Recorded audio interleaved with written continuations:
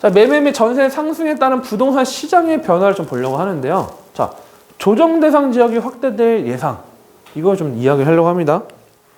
자, 부산 해운대구가 3개월간 가격 상승률이 4.94% 상당히 높이 올랐습니다. 서울의 웬만한 지역들, 마용성 그런 지역이 아닌 일반적인 지역들 대비했을 때 해운대구 그냥 오히려 집값이 비싼 지역들이 많아요. 서울 웬만한 지역보다.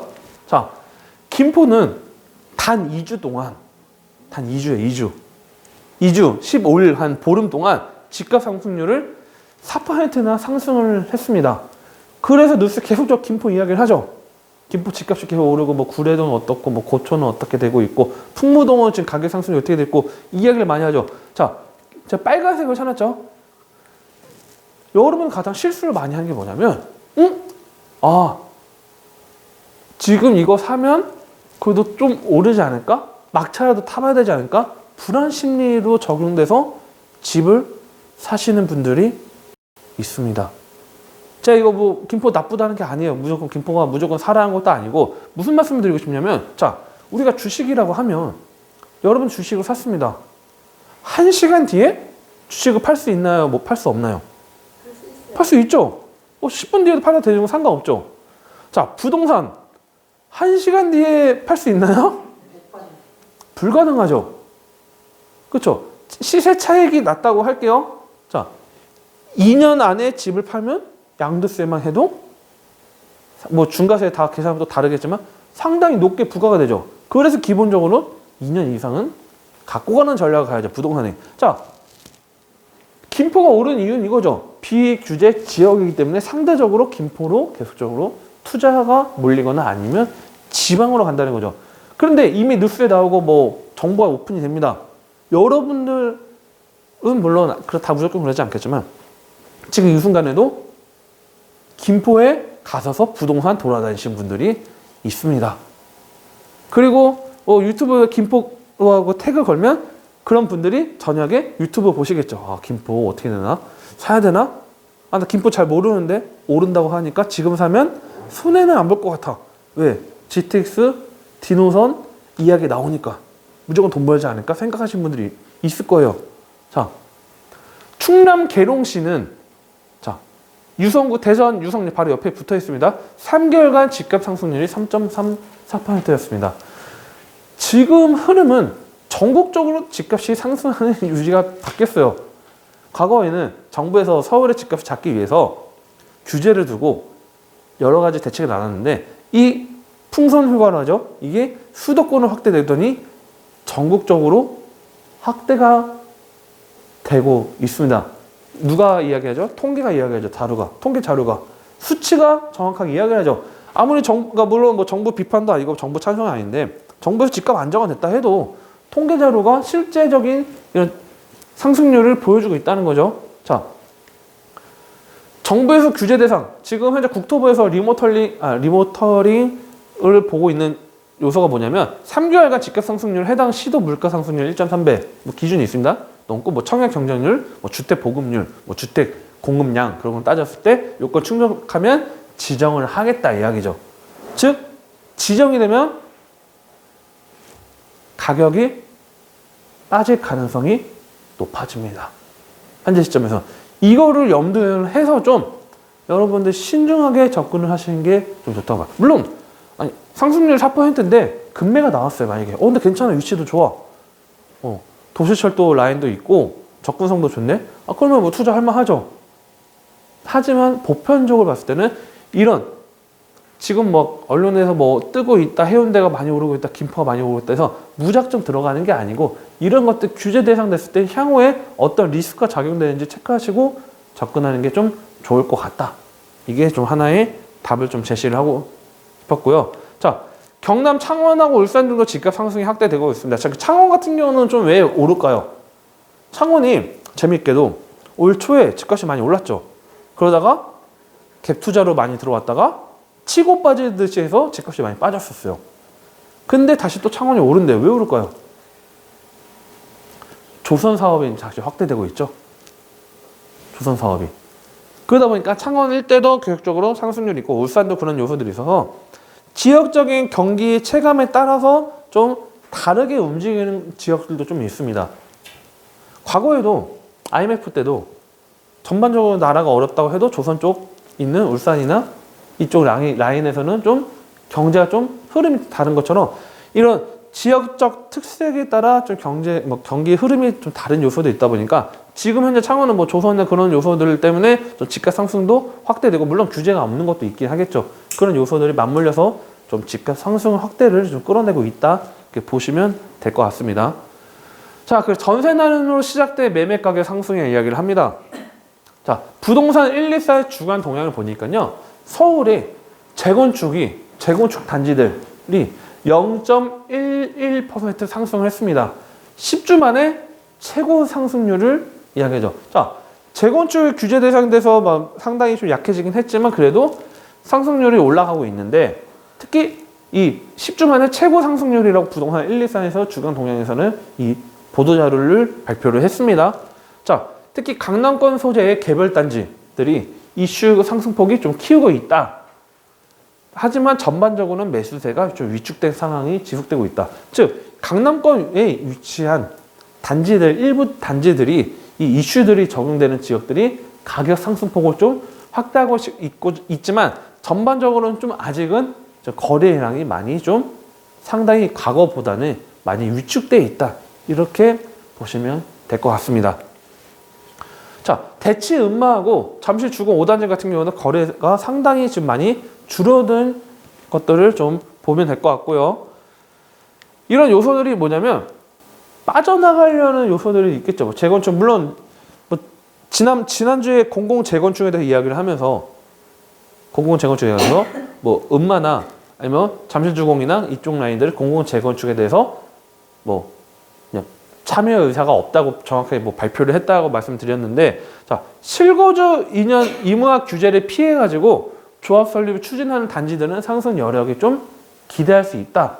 이렇게 보시면 될 것 같습니다. 그래서 실거주 2년 의무화 규제를 피해 가지고 지금 규제를 설립하는 방법으로 해서 좀 하려는 요소들이 있고요.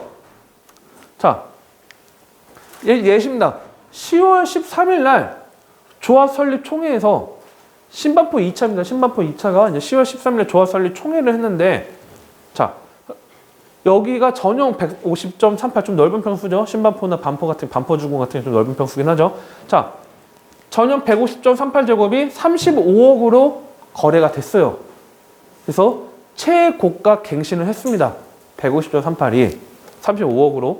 자, 이 전세 매물이 지금 부족한 현상들이 지금 계속적으로 나타나고 있죠. 특히 뭐 서울 같은 경우에 전세 매물이 지금 부족한 현상이 나타나고 있는데 서울 쪽에 이 전세 매물 부족 현상으로 해서 서울 아파트 기대 심리가 확대되기도 하고 또는 경기도 일대 아파트 전세가 부족하네. 전세 만기 됐는데 전세값을 5천, 1억 이상 올려달라고 하네. 차라리 이번 기회에 집을 안 사면 이거 힘들어지겠다 생각하시는 분들이 서울에 집을 못 사면 경기도 일대 또 집을 사는 사람들이 있죠. 그러다 보니까 이 서울 내 아파트 기대 심리가 확대되는 건 뭐냐면 이 기대 심리가 정확하게 이거죠. 지금 전세 물건이 없어요. 전세 물건이 없는 이유가 뭐예요? 뭘까요? 저 물건이 줄어든 거 아니에요. 공급량도 줄기도 하고 그런 신규 주택 공급이 돼서 입주 물량이 나오면 그중에 일부분은 전세 물량이 나오거든요. 그런데 입주 물량이 줄어들었어요. 그리고 앞으로도 물론 문제가 뭐냐면 지금 현재도 분양하는 물량들이 많지가 않죠. 그러면 2년, 3년 동안은 계속적으로 전세 매물 부족 현상이 심화가 될 수 있지 갑자기 확 서울 기준 전세 갑자기 확 해결되지는 않을 거라는 거죠. 자, 전세 매물이 부족해요. 전세가 이렇게 올라요. 매매가 분명히 영향을 미칩니다. 왜? 전세가율이 점점 다시 올라가고 있어요. 전세가율이 올라가면 당연히 매매가 상승률도 상당히 압박되는 요소가 될 겁니다. 그래서 서울 아파트 기대 심리 확대는 뭐냐면 이런 요소들이 있으니까 정부에서 또는 서울시에서 재건축이나 재개발에 대해서 좀 더 완화하거나 또는 이런 공급량을 확대하기 위해서는 좀 추진할 수 있도록 과거보다는 좀 힘을 실어주면 그 중에 일부는 임대주택이 나올 거고 또 전세 물량이 나올 거고 신규 주택 공급이 되겠죠. 그런 기대 심리가 확대된 것이라는 거죠. 즉 공급량 확대를 다시 한번 좀 규제 완화에 대한 이야기와 함께 경기도 일대 일부 아파트 매수 분위기도 이야기를 했다 이야기하고, 다만 이걸 좀 주의사항은 이겁니다. 투기 과열 지구에서 자 재건축 조합이 설립이 되면 자 그러니까 투기 과열 지구 내에요. 재건축 조합이 설립이 됐습니다. 조합이 설립되고 나서 이는 거주도 해야겠지만 조합원 지위 양도가 금지가 돼요. 조합원 지위 양도가 금지돼요. 자, 이걸 모르시면 되는데 단 예외사항이 있긴 합니다. 예외사항. 10년 이상 보유를 했고 5년 이상 거주를 한 분들이 1가구 1주택에 한해서는 거래가 가능하지만 많지는 않, 뭐 많을 수도 있어요. 어쨌든 뭐 아까처럼 반포나 그런 지역들은 뭐 10년 이상 보유하신 분들, 뭐 5년 이상 거주하신 분도 있겠죠. 그리고 1주택자에 한해서는 조합원 내에서 거래가 할 수 있겠죠. 즉 재건축 지역들이 서울에서 재건축하는 단지들이 보통 몇 년 차들이 많죠? 몇 년에 지어진 듯? 70년대가 상당수 차지하고 있죠. 그다음에 제일 진짜 노력한다고 하면 80년대겠죠. 뭐 90년대에는 이야기 못하고 목동 같은 경우가 이제 80년대 아파트다 보니까 자 그러면 그 중에 거의 10년 이상 보유하고 5년 이상 거주한 분들은 좀 있어요. 꽤 상대적으로 의외로 10년 이상 보유하고 5년 이상 거주하는 사람 없지 않나 생각할 수 있지만 재건축에서는 상당히 있습니다. 다만 1가구 1주택에 한해서 거래 허용이 되기 때문에 물론 오랫동안 이 집에 살았다 하면 자녀분들 다 분리되면 1가구 1주택 되신 분들도 있을 겁니다. 그런 경우에 한해서는 뭐 거래가 된다. 그래서 핵심 포인트는 이겁니다. 전세 나누는 지금 계속적으로 전세값이 상승하다 보니까 매매 가격 상승 압박에 대한 그런 모멘텀을 좀 제공을 했다는 거를 좀 체크하시면 될 것 같아요. 여러분들이 그래서 지금 매수를 해야 되나 매도를 해야 되나 고민할 때 가장 큰 포인트는 지난주에도 말씀드렸습니다. 자, 집을 사고 싶어요. 어느 지역을 사긴 사야 돼. 예를 들어서. 그런데 사는 심리가 집값이 더 오르면 어떡하지?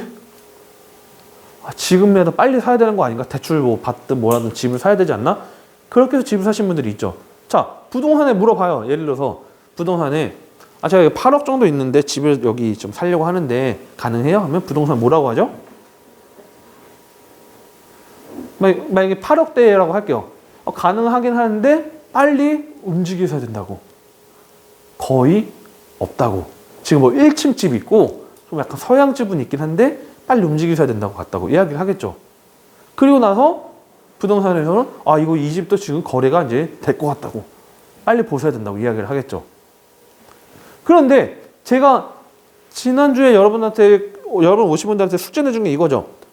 내가 꼭 지금 당장 집을 안 사더라도 특정 단지들 몇 개를 집어놓고서 항상 매주 가격 변동률이나 전세 변동률을 좀 체크를 해보라 말씀드렸습니다. 자, 예를 들어서 제가 명수대 현대아파트를 진짜 한 5년, 6년 전부터 계속 이야기를 많이 해요. 제가 명수대 현대아파트 뭐 좋다, 뭐 나쁘다 그런 기준이 아니고 많이 이야기를 많이 하는데, 자, 예를 들어서 명수대 현대아파트 내가 살 생각은 없어도 하나 집어넣고 마포 레미안 푸르지오 하나를 또 생각을 해놔요. 그래가지고 거기에 대해서 네이버 부동산이 됐든 호갱노노가 됐든 한 일주일에 한 번 정도 그냥 심심하실 때 핸드폰 요즘 잘 돼 있죠. 휴대폰 가서 요즘 얼마지? 뭐 84제곱 얼마에 나와 있지? 그런 걸 한번 보세요. 그냥 왜 이거 보라고 말씀드리냐면 부동산 시장이 막 분위기가 약간 막 상승 여지가 있으면 어떤 특징들이 나타나냐면, 이건 저의 통계입니다. 제가 본 거. 실 거래가 한 4억 5천에 거래되는 집이 있다고 치는데 갑자기 6억짜리 매물이 올라와요.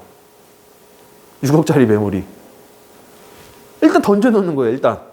그러니까 또 다른 입주민들이 난 지금 집 팔 생각 없는데 일단은 올려놓자. 부동산에 6억 2천을 올려놓습니다. 그게 막 몇 개 쌓여있어요. 그러면 실제 그 집을 막 이제 살려고 하는데 여기는 지금 요즘 물건이 6억대네? 근데 5억 8천짜리 집이 하나 있네? 와, 이거 싼 집이다. 거래하는 경우가 실제 있어요. 그럼 실제 그럼 5억 8천에 거래가 됐어요. 그럼 어떤 현상이 나타나나?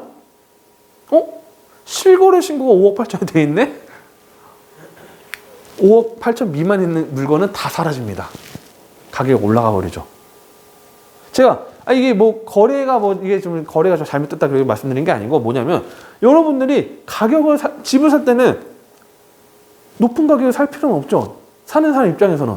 파는 사람 입장에서는 높은 가격에 파는 게 낫죠. 그런데 제가 이런 뭐 특정 단지들이 뭐 목동 뭐 7단지가 됐든 뭐가 됐든 계속적으로 그냥 이거 뭐 잠깐 뭐 한 5분도 안 걸려요. 이거 한번 보는데 그 네이버 부동산 들어가서 목동 7단지 쳐가지고 시세 요즘 얼마지? 물건 얼마 나왔지? 물건 이번엔 뭐 하나 또 나왔네? 여기는 저층이고 여기는 리모델링 집이어서 3천 더 비싸구나. 몇 번 보다 보면 대충 동네의 흐름을 압니다. 그래서 저는 특정 랜드마크 단지라고 하죠. 신길동이면 레미안, STM 뭐 그런 식으로 해서 각각 몇 개 단지들을 보면서 가격 흐름을 체크하시면 여러분들이 향후에 집을 사거나 또는 나는 인근에 집이 있어. 팔려고 해. 그러면 그 분위기에 맞춰서 파시면 된다는 거죠.